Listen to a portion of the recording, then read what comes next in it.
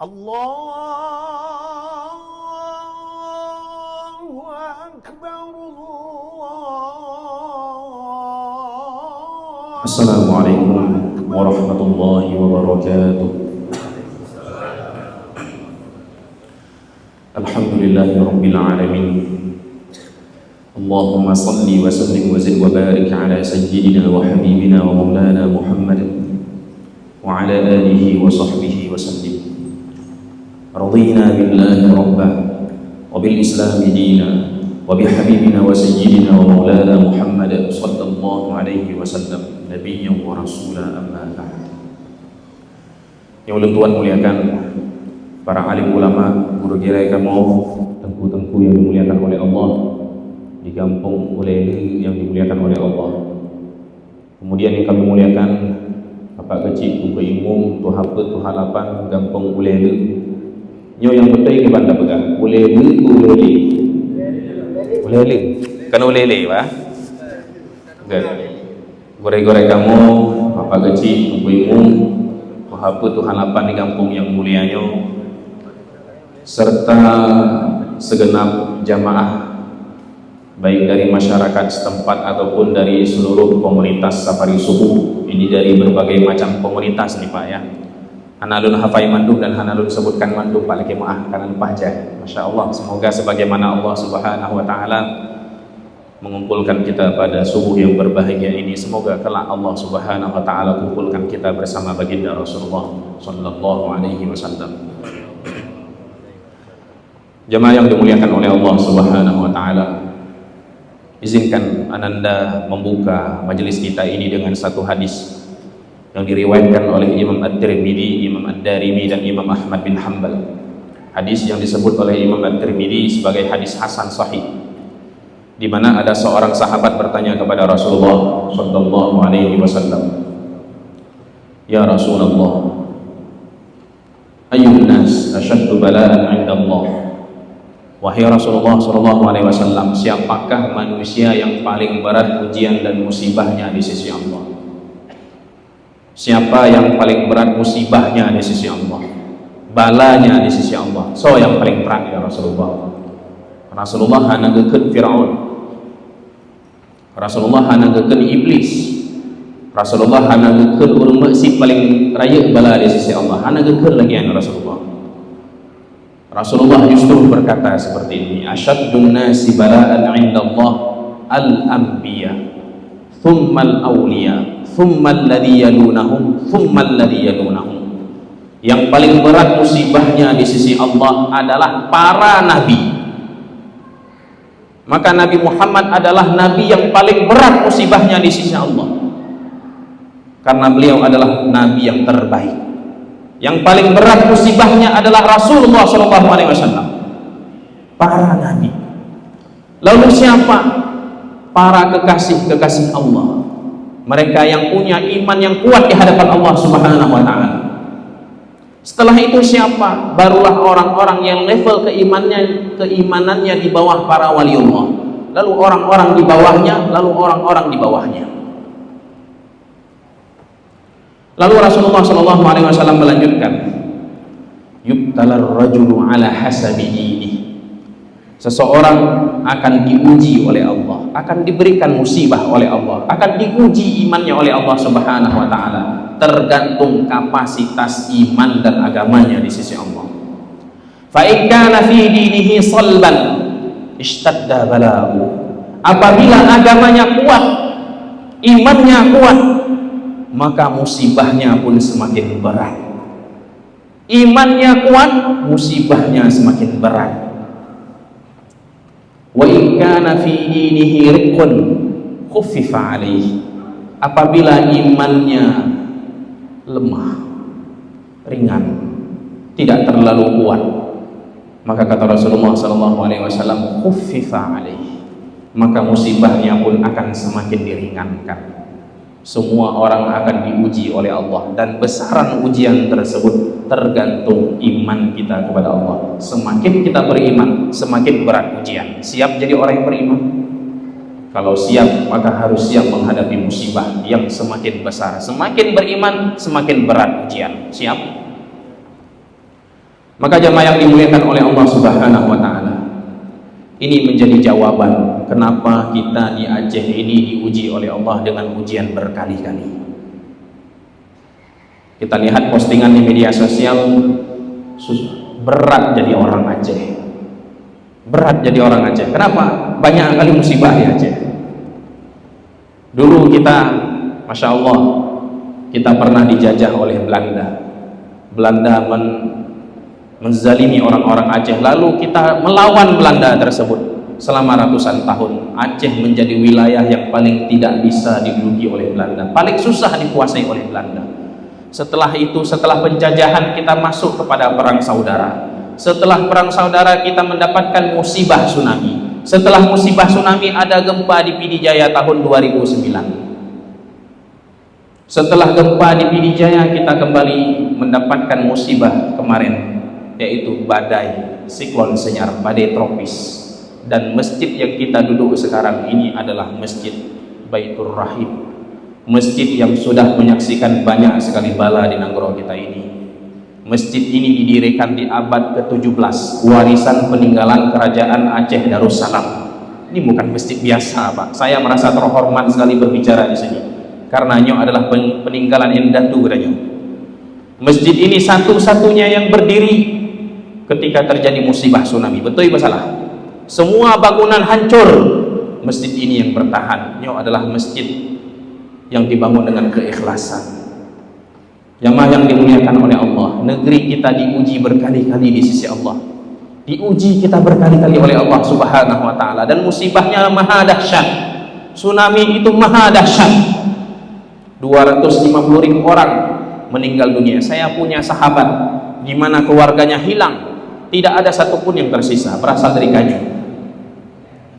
Dan banyak sekali kisah-kisah sedih yang kita dapatkan ketika musibah tsunami tersebut. Lalu Allah uji kembali kita kemarin di Aceh Tamiang. Allah uji kita di pesisir timur. Allah datangkan angin topan, angin badai, air, angin, api. Orang-orang yang beriman itu adalah pasukan-pasukan Allah. Allah datang pasukannya, Allah datangkan pasukannya berupa badai tersebut. Allah luluh lantakkan wilayah tengah dan timur Aceh. Lalu kenapa Allah uji kita berkali-kali? Rasulullah SAW dengan isyarat berkata kepada kita bahwasanya kita diuji karena kita memiliki iman yang kuat, dan Allah ingin angkat derajat kita. Insya Allah Allah kena angkat derajat katanya, maka diuji berkali-kali, diuji berkali-kali. Jamaah yang dimuliakan oleh Allah Subhanahu wa taala. Lalu Rasulullah SAW melanjutkan, wala yazalul mar'u fi bala'in hatta yughadirat dunya wa laysa alaihi khati'ah. Dan setiap orang akan selalu menghadapi musibah dan bencana. Seseorang akan selalu menghadapi ujian kehidupan. Apakah ujian dari nyawa, kehilangan nyawa, kehilangan orang tua? Apakah ujian dari harta, kehilangan harta? Ujian dari rumah, hilang rumah? Apakah ujian tersebut berbentuk api, berbentuk air? Kita semua akan selalu menghadapi ujian tersebut. Sampai kapan? Sampai kita meninggal dunia dan kita tidak membawa dosa. Ujian itu salah satu fungsinya adalah untuk menghapus dosa seorang hamba. Namun di sini jamaah yang dimuliakan oleh Allah, ringkas saja. Pertanyaannya adalah, apa dosa yang sudah kita buat sehingga Allah mendatangkan tsunami? Apa dosa yang sudah kita buat sehingga Allah mendatangkan badai kemarin? Kalau kita baca sedikit sains yang berkaitan dengan cuaca tersebut, tidak mungkin kita orang Aceh ini, wilayah Aceh letaknya itu di wilayah Khatulistiwa. Wilayah Khatulistiwa itu tidak mungkin disinggahi badai. Badai seperti kemarin, siklon tropis itu tidak mungkin kena di garis Khatulistiwa. Kenapa demikian? Karena badai tersebut, untuk terciptanya badai, terjadinya badai, dia butuh bahan bakar. Bahan bakarnya itu disebut oleh para ilmuwan sebagai gaya Coriolis, gaya rotasi bumi. Sementara semakin ke Khatulistiwa, gaya Coriolis itu semakin hilang. Namun tetap terjadi badai. Kenapa bisa terjadi badai tersebut? Setelah diteliti, karena bumi semakin panas, tanah kita semakin panas, air laut semakin panas. Itu juga menjadi bahan bakar kedua untuk bisa terjadi badai. Lalu jamaah yang dimuliakan oleh Allah Subhanahu wa taala, kenapa bisa bumi ini semakin panas, semakin sukum kumonyo? Kenapa? Karena terjadi kerusakan lingkungan. Yang merusak adalah tangan kita sendiri. Sehingga kita babat hutan itu secara habis. Kita babat hutan itu, kita ganti dengan tanaman yang sifatnya akar serabut, yang tidak bisa menyerap tanaman, yang tidak bisa menyerap air. Lalu datanglah badai tersebut, turunlah air ke hutan-hutan yang tidak lagi mampu menahan air, datanglah air bah. Sebabnya kenapa? Karena tangan kita yang merusak ekosistem. Kenapa? Karena kerakusan kita. Sifat rakus, tamak yang ada pada diri seorang manusia. Kita tidak menjustifikasi siapapun, semua kita kena. Karena kerakusan kita. Rasulullah sudah memperingatkan, "Lau kana libni Adam wadiyan minadz zahab, la ahabba ayyakuna wadiyani." Kalau seandainya seseorang punya satu lembah emas, satu pohon sawit, dia minta pohon sawit kedua. 1 hektar sawit, dia akan minta sawit 2 hektar yang lagi, tambahan 2 hektar. Kalau seandainya seseorang itu punya satu tambang emas, maka dia akan minta tambang emas kedua, ketiga, keempat. Begitulah hati manusia yang rakus. Wala yamla'u fahu illa turab, dan tidak akan hilang rasa rakus tersebut kecuali tanah yang disumpal ke mulutnya. Rasa rakus bikin kita merusak ekosistem. Ekosistem bikin kita dihantam dengan bencana. Jamaah yang dimuliakan oleh Allah, kenapa rasa rakus itu bisa muncul?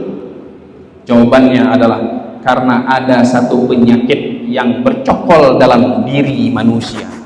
Satu penyakit yang sangat berbahaya, bahaya sekali penyakit ini. Penyakit yang membuat iblis, yang membuat Azazil dilaknat oleh Allah Subhanahu wa taala sehingga menjadi iblis. Jadi iblis dulu bernama Azazil. Tentu dalam nama tersebut diambil dari tradisi Israelian. Dia dulu Azazil karena melakukan satu dosa, punya sifat yang sangat dibenci oleh Allah, dilaknat oleh Allah, menjadi iblis. Dan penyakit tersebut ada dalam diri kita. Apa nama penyakitnya? Namanya adalah ananiyah. Ananiyah, itu penyakit yang sangat berbahaya, yang buat kita diturunkan kepada Allah, yang diturunkan oleh Allah bencana kepada kita untuk menghapus ananiyah kita. Apa itu ananiyah? Ananiyah adalah penyakit egois. Penyakit di mana seseorang hanya mementingkan hasrat pribadi, lupa kepada segalanya, tidak lagi peka kepada lingkungan, tidak lagi peka kepada saudara. Ananiyah. Pokoknya hilun bekaya, orang lain terserah. Pertanyaannya, ananiyah itu ada nggak dalam diri kita? Ternyata ada, dan Allah membuktikan. Kita lihat kemarin selesai bencana, kita mau beli sembako, tiba-tiba dinaikkan harganya. Kita mau beli telur dinaikkan harganya. Yang lucunya, kita mau beli semen pun dinaikkan harganya. Apalagi itu kalau bukan ananiyah? Yang penting saya kaya, orang lain mau susah, terserah. Itu ananiyah yang dimainkan oleh Allah Subhanahu wa taala. Inilah yang harus kita hapus dari dalam diri kita. Ananiyah menyebabkan kita nggak peduli dengan lingkungan, nggak peduli buang sampah sembarangan. Kita lihat Pak, kalau nggak percaya coba pergi ke jembatan Pantai Perak subuh-subuh, itu tumpuk sampah di situ. Yang penting saya buang sampah suka-suka, nggak peduli kotor sana. Yang itu ananiyah. Jamaah yang dimuliakan oleh Allah, ada satu hal yang mungkin akan sedikit saya menyinggung hati kita semuanya. Ini lagi maaf, tidak bermaksud untuk menyinggung, tapi ini harus disampaikan. Ketika kita berkumpul dengan saudara-saudara kita, nane katanya 2 tahun usia, nama katanya nabuci katanya, di situ ada di kantong kita ada 1 bungkus rokok, di situ ada adik kita, anak kita, mama kita. Lalu kita ingin menghisap rokok tersebut, kita buka, kita hisap rokok tersebut. Adakah dalam hati kita nyona nekbit sampai asap rokoknya tameng lam paru-paru nekbit? Ada nggak dalam hati kita seperti itu? Nyatanya tidak. Bahkan di jalan pun orang lagi bawa sepeda motor merokok, asap kemana-mana. Adakah kita berpikir seperti itu? Peka agar tidak menyakiti orang lain. Gak usah peka peduli dengan orang lain, minimal peka agar tidak menyakiti siapapun. Kalau kita tidak punya kepekaan tersebut, maka hati kita ini sama dengan hati orang-orang yang rakus yang merusak hutan tersebut. Sama saja. Karena itu Allah mengirimkan banjir bandang tersebut untuk menghilangkan ego dalam diri kita, ananiah dalam diri kita. Ananiah itu menyebabkan kita jadi lupa dengan Allah, jadi cenderung untuk ikut hawa nafsu. Saya beberkan satu fakta jamaah yang dimuliakan oleh Allah. Sebelum terjadi bencana kemarin, ada muncul kalimat-kalimat yang hana-mangan mengkritik fatwa ulama yang melarang konser musik. Ada muncul kritikan yang hana-mangan, kita baca, pegeken, sombong sekali kalimat tersebut. Konser itu tidak menyebabkan tsunami dan bencana. Muncul kalimat-kalimat laginya. Tidak diizinkan mengadakan hal-hal yang menjurus kepada maksiat tersebut di Aceh. Akhirnya apa? Cari keluar Aceh. Saya kebetulan jamaah yang dimuliakan oleh Allah, bekerja sebagai dosen di Universitas UIN Sumatera Utara. Saya pulang ke Aceh karena rumah saya alhamdulillah masih di Aceh. Saya berharap mohon doa dari jamaah supaya saya cepat kembali ke Aceh dan meninggal di Aceh. Jamaah yang dimuliakan oleh Allah, kami tinggal di Medan, 2 minggu sekali pulang ke Aceh. Kita tahu apa yang terjadi di sana. Ternyata di Medan itu ada satu lembaga, memang setiap tahun mereka bikin, yang berencana untuk membuat semacam perayaan tahun baru. Di situ ada konser musik. Biasanya kalau sudah merayakan tahun baru itu identik dengan berbagai macam perbuatan yang tidak baik, identik dengan prostitusi, identik dengan minuman keras, dan mereka menjual berbagai macam, menjual tiket untuk hadir acara tersebut harus beli tiket. Dan yang lucunya, yang anehnya, pembeli tiket terbesar berasal dari Aceh. 1.500 tiket terjual yang beli orang Aceh. Nyankeh danyo. Maka syariat yang kita terapkan sekarang itu ternyata belum membumi. Sakit hati kita mendengar berita itu, sakit. Karena itu Allah Subhanahu wa taala mengirim itu bencana itu untuk menghancurkan ananiah di dalam hati kita. Maka jamaah yang dimuliakan oleh Allah, kita perlu bersyukur atas nikmat Allah. Allah kasih kita kedamaian di Aceh. Cukup banyak orang pengen tinggal di Aceh. Allah kasih ketentraman, kedamaian di Aceh, ini hendaknya kita jaga. Perlu kita jaga nikmat Allah Subhanahu wa taala. Badan kita jangan sampai kita gunakan badan kita untuk ikut hawa nafsu kita. Kita jaga dengan zikir, kita jaga dengan membaca Al-Quran. Ada satu, saya pernah melakukan satu eksperimen yang unik, mungkin perlu bisa saya bagi di sini. Satu eksperimen. Sekarang ada di internet itu ada satu sistem yang disebut sebagai artificial intelligence, AI, semacam kecerdasan buatan.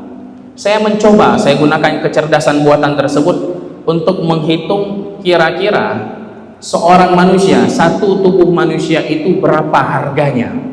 Mata itu berapa harganya, telinga itu berapa harganya. Saya coba suruh AI untuk menghitung satu tubuh manusia itu kalau dikonversikan menjadi uang berapa miliar, berapa triliun. Mulailah AI tersebut menghitung. Mata sekian triliun, telinga sekian triliun, lidah, organ-organ tubuh, ginjal, perut, dihitung oleh AI. Tapi ada 2 yang tidak bisa dihitung, 2 yang tidak sanggup dihitung bahkan dengan teknologi secanggih apapun. 2. Yang pertama akal pikiran, yang kedua ruh dan jiwa. Ini 2 hal yang bahkan teknologi manapun tidak sanggup menghitung berapa jumlahnya. Kalau hilang akal kita, berapa uang yang harus kita keluarkan untuk mengganti akal ini. Kalau hilang jiwa kita, berapa jumlah uang yang harus kita lakukan untuk mengganti jiwa kita. Sanggup dihitung. Maka jamaah yang dimuliakan oleh Allah, sebagaimana organ tubuh kita, perut kita membutuhkan kepada makanan, jiwa kita pun butuh kepada asupan gizi. Pikiran kita butuh kepada asupan gizi. Perut kita butuh kepada makanan, tapi hati kita butuh kepada asupan. Sama seperti fisik, jiwa kita pun butuh kepada makanan. Makanan jiwa kita adalah sebagaimana yang dilakukan oleh guru kita barusan. zikrullah, selalu ingat kepada Allah Subhanahu wa taala. Maka jiwa-jiwa yang tidak ingat kepada Allah Subhanahu wa taala adalah jiwa-jiwa yang nelangsa, jiwa yang lapar. Maka jamaah yang dimuliakan oleh Allah, untuk membebaskan diri kita daripada ananiah tersebut, hendaknya setiap hari kita luangkan waktu untuk Allah Subhanahu wa taala. Kita berzikir kepada Allah. Masing-masing dari kita harus punya wirid. Diajarkan oleh guru kami Syekh Muhammad Saifuddin Al-Qurdi, setidaknya sehari itu kita membaca la ilaha illallah 1000 kali, bersalawat sebanyak 500 kali, kalau bisa seperti itu. Oleh karena itu jamaah yang dimuliakan oleh Allah, untuk menjadikan negeri kita negeri yang aman dan tentram, perlu kita hilangkan rasa rakus dari dalam diri kita. Untuk menghilangkan rasa rakus tersebut, kita harus bersihkan jiwa kita daripada ananiah. Salah satu caranya adalah dengan membaca zikrullah. Sering-sering kita berzikir kepada Allah Subhanahu wa taala. Saya tutup dengan satu ayat disampaikan oleh guru kita tadi saat beliau membaca surat Al-A'raf, bahwasanya Allah Subhanahu wa taala berfirman, "Walau anna ahlal qura amanu wattaqau lafatahna 'alaihim barakatin minas sama'i wal ardh." Jika seandainya penduduk satu kampung mereka beriman, bertakwa kepada Allah Subhanahu wa taala, maka Allah akan bukakan pintu keberkahan yang ada di langit, dan Allah buka pintu keberkahan yang ada di bumi. Kalau kita berharap Nanggero Aceh Darussalam, tanah yang kita cintai, tanah nek kita nyonyo, dikucuri keberkahan oleh Allah Subhanahu wa taala, maka mulai hari ini marilah kita kembali kepada Allah, bertaubat kepada Allah. Kalau dulu kita pernah berbuat kesalahan, marilah hari ini kita berkata kepada Allah, ya Allah, tubna ilaika ya Allah. Kita bertaubat kepada Allah Subhanahu wa taala. Semoga Allah Subhanahu wa taala menjadikan negeri kita negeri yang aman, negeri yang tentram, dan semoga Allah angkat musibah ini dari negeri kita. Allah Subhanahu wa taala jadikan negeri kita negeri yang sejahtera, negeri yang damai. Ya Allah, saya cinta kepada negeri ini, Allah. Saya cinta kepada negeri ini, Allah.